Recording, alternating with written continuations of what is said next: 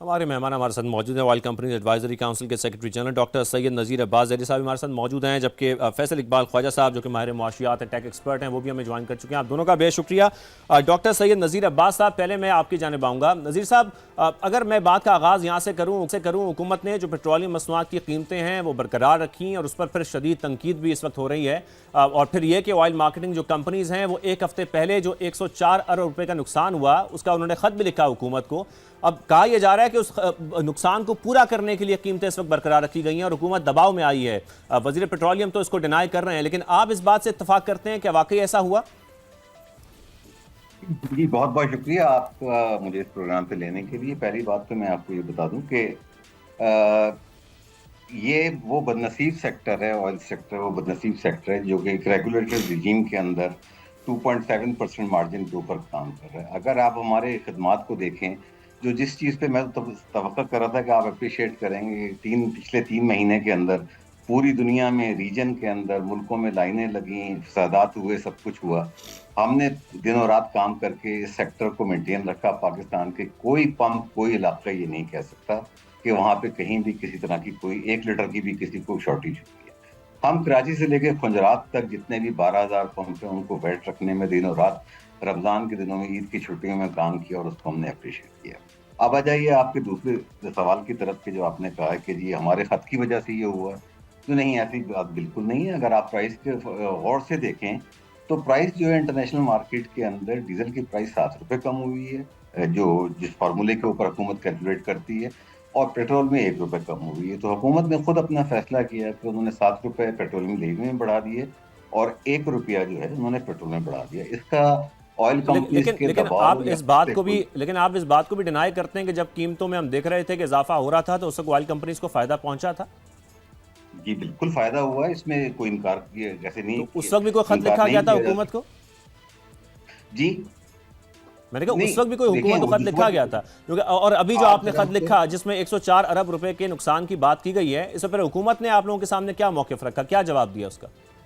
देखें, जो हुकूमत ने जो जवाब दिया, उन्होंने बताया कि हमारा जो एक व्यू पॉइंट था वो ये था कि जिस फार्मूले के तहत हमें मुनाफा हुआ है उसी फार्मूले के तहत हमें, आप अगर नुकसान आएगा तो हम बर्दाश्त करेंगे। अगर फार्मूले में फ्रीक्वेंटली चेंजेस की जाएंगी तो वो एडवाइजेबल नहीं है। जाहिर है कि इंटरनेशनल कंपनीज यहाँ पे काम करती हैं, फॉरेन इन्वेस्टर काम करते हैं।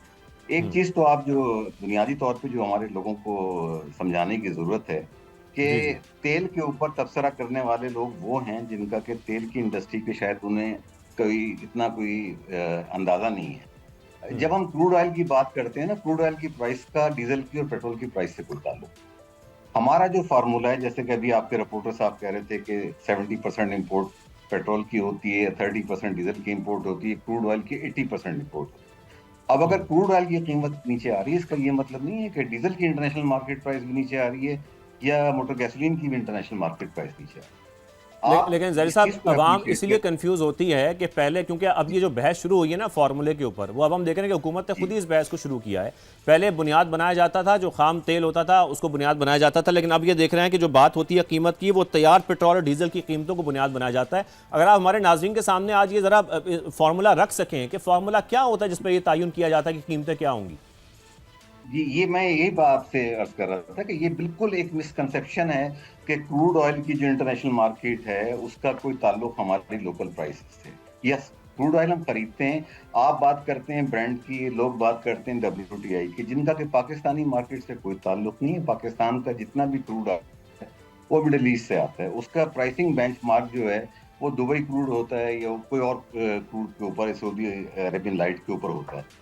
जी जी। हमारा जो प्राइसिंग फार्मूला है वो ये बेस करता है कि पिछले 5, ये एक इंटरनेशनल पब्लिकेशन है प्लेट्स के नाम से, वो रोजाना के बेसिस के ऊपर प्राइसेस पब्लिश करते हैं कि आज के दिन डीजल की एक बैरल में 159 लीटर्स होते हैं, उसकी कीमत कितने डॉलर रही है, पेट्रोल की क्या रही है, उसकी इन तमाम प्रोडक्ट्स की वो करते हैं।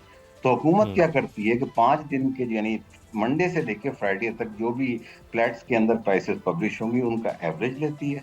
उसको एवरेज को लेने के बाद उसके अंदर सर्टेन इंसिडेंटल ट्रांसपोर्टेशन कॉस्ट, जो प्रीमियम वगैरह ऐड करने के बाद कस्टम ड्यूटी, पेट्रोल ड्यूटी डालने बिल्कुल के बाद सही। मैं प्राइसेस अराउंड आपसे एक होती है। सवाल और करके फिर मैं हम तो फैसल सिर्फ साहब की तरफ भी जाऊंगा। मैं जॉब एक करने पॉइंट जा रहा आपसे, हूँ ना क्योंकि आपसे। जी जी नहीं नहीं, जो जो आप जिक्र कर रहे हैं वजीर पेट्रोलियम के, हमने एक ट्वीट भी देखा जिसके अंदर उन्होंने एक चार्ट शेयर किया जिसमें उन्होंने बात की है इसी की जो आप कर रहे हैं। जब हम फ्लैट्स का जिक्र करते हैं 22 जून से लेकर 26 जून तक, उन्होंने उसके अंदर जो जिक्र किया है वो उसमें भी देखा जा सकता है उस चार्ट के अंदर कि तकरीबन $60 का फर्क आ रहा है, $7 का। तो क्या उसको भी फिर पास ऑन किया जा सकता था? मैंने देख आपसे कहा ना कि ये तो हुकूमत का फैसला होता है। $60 का फर्क का जो ₹7 पर लीटर आ रहा था डीजल के ऊपर, उन्होंने पीएल जो रिलीफ देने के लिए अवाम को कम की थी ना। आप ये भी तो देखिए ना सही। कि जब प्राइसेस, अगर आप एक्चुअल प्राइस देखें ना, तो मार्च के अंदर डीजल की एक्चुअल प्राइस ₹600 लीटर होनी चाहिए, लेकिन हुकूमत ने वो नहीं दिया। और जो इतना कि ऑयल मार्केटिंग कंपनीज को इल्जाम दिया जा रहा है, हमने 6 मार्च को, बिल्कुल आप दुरुस्त फरमा रहे हैं, ₹55 लीटर का इंक्रीज आया था, बिल्कुल। लेकिन इसको इस तरह समझ लीजिए कि मेरे पास 1,000 यूनिट पड़े हुए थे, मुझे उसके ऊपर सही। ₹55 लीटर का ही फायदा हो गया, लेकिन जो मैंने बेचा वही हुआ ना। बाकी जो मेरे पास था उसके बाद बिल्कुल सही, कीमतें कम बिल्कुल हो सही। गई, हमारे उसकी साथ रही वैल्यू है, वो फैसल नहीं साहब रही। को भी शामिल गुफ्तगू कर लें। नज़ीर साहब, मैं एक कमेंट आपसे इस पर भी लेना चाहता हूँ। वज़ीर-ए-आज़म शहबाज शरीफ साहब ने भी जब पेट्रोलियम कीमतों में इजाफा हो रहा था तो जो ऑयल मार्केटिंग कंपनीज़ हैं उसके गैर मामूली मुनाफे का नोटिस लिया था। मैं ज़रा चाहता हूँ उस पर भी हम कोई अपडेट ले लें। इंक्वायरी कमेटी बनाई गई थी लेकिन कई हफ्ते गुजर गए हैं, उस पर अब तक कोई पेशरफ्त की रिपोर्ट सामने नहीं आई है। क्या ये मामला अभी भी कंटिन्यूड है या ये दब गया है? नहीं, देखिए, मुझे इसका इल्म नहीं है कि इंक्वायरी कमेटी जो बनी थी उसमें कौन लोग थे। ज़ाहिर है कि हम शामिल नहीं थे। मैंने आपसे पहले ही कहा कि जब ये कीमत ₹55 बढ़ी थी 6 मार्च को, तो नेचुरली फायदा हुआ था, लेकिन उसके बाद 16 मार्च से लेके 2 अप्रैल तक हुकूमत ने प्राइसेस फ्रीज कर दी और हमें ये कहा कि महंगा तेल खरीद के सस्ता बेचें, और हम आपको बाद में पैसे दे देंगे। 3 हफ्ते के अंदर हमने ₹120 बिलियन की रिलीफ दी, अपने ऊपर बर्डन लिया वो। ऑयल मार्केटिंग कंपनीज ने अपने ऊपर वो बर्डन लिया, और हुकूमत का वादा था कि 1 हफ्ते बाद आपको रेगुलेटर के थ्रू आपको पैसे मिल जाएंगे। सही। आज 29 जून को मैं आपके सामने ये बात बता रहा हूँ कि अब तक जो है 120 बिलियन में से 66 बिलियन, 66 बिलियन अभी भी उनके पास पेंडिंग है। अगर आप उसकी 3 महीने की फाइनेंसिंग कॉस्ट निकाल लें तो वो 2 अरब रुपए तो वही बन जाती है। तो जो हमने महंगा खरीद के सस्ता बेचा था, वो भी हुकूमत के कहने पे किया था, और जो मुनाफा सही। हुआ था वो 1 हफ्ते के लिए हुआ था। अच्छा। 1 हफ्ते में जो प्रोडक्ट बिकी, उसके बाद तो सही। महंगे खरीद के सस्ता बेच रहे थे। बिल्कुल सही। नज़ीर साहब, एक और इंपॉर्टेंट पॉइंट, इस वक्त हुकूमत ने जो पेट्रोल की कीमत रखी हुई है, पेट्रोल की जब हम बात करते हैं वो ₹299 है। हम किसी पेट्रोल पंप जी। पर चले जाएं, मैं सिर्फ लाहौर की बात भी कर लूं, कहीं पर भी ₹301 से कम पर हमें पेट्रोल दिखाई नहीं दे रहा है। कहीं पर ₹301 है, कहीं पर ₹302 है। ऑलरेडी पेट्रोल के अंदर हम डीलर्स मार्जिन देखते हैं जो कि तकरीबन ₹9.5 है। उसके बावजूद जो कीमत मुकर्रर होती है उस पर हमें पेट्रोल पंप पर वो कीमत दिखाई नहीं देती है। इसकी क्या वजूहत है? सर, मैं आपको क्लियर कर दूं, जो डीलर मार्जिन है वो ₹8.64 है, और ओएमसी का मार्जिन जी जी। ₹7.87 है। ये ठीक है। आपका जो बता रहे थे आप, इसमें कुछ करेक्शन सही। की जरूरत है, नंबर 1।